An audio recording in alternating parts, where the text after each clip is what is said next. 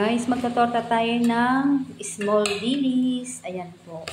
Nakuha ng aking brother dun sa fish market. Siya po ay nakisalamuha dun. Nilagyan ko na rin po siya sibuyas, bawang, at dahon ng sibuyas. Tayo po ay maglagay ng harina at saka tong egg. Pero baba muna natin kasi hindi natin kaya. Guys, tapos haluin natin siya. Tapos kuha tayo ng harina.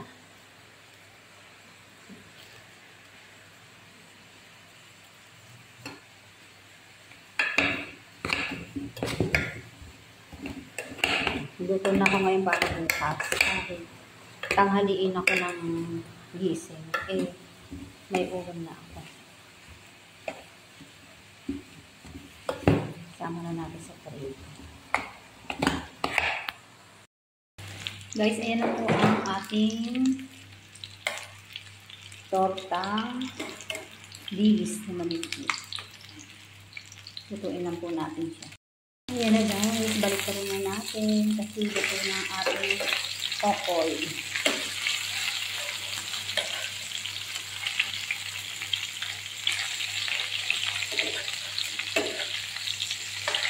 Ayan naman paggawa niya. Ito na po, meron na tayo nagawa kanina. Ayan.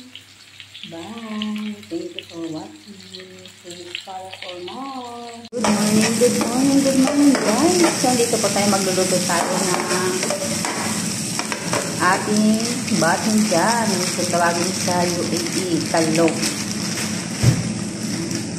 Pinilito ko na po yung talong. Nag-iit ako guys, oh. Kasi malamig pa ngayon, sira yung aming initan ng heater. Ito ang batinjan. Lagyan lang natin siya ng toyo. Balik ko sa ulit.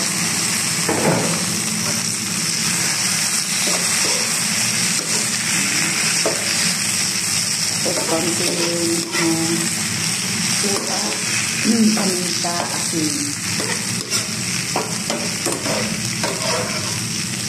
Konting pakulo. Ayan. Adobong talong.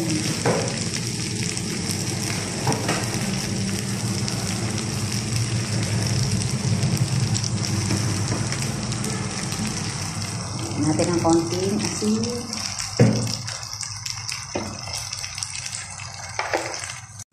Lagyan na natin ng mga ingredient na konti.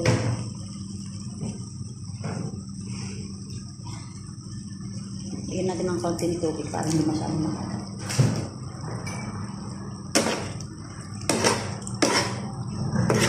Ito lang guys ang aking ulam ngayon.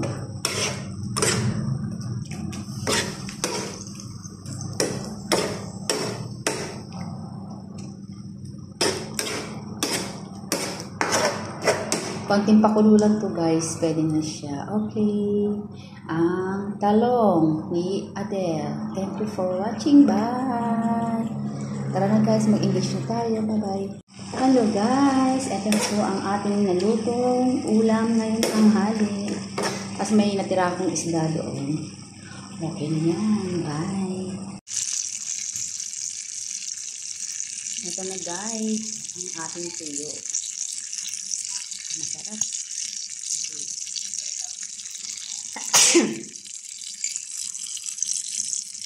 Ito na siya. Thank you for watching.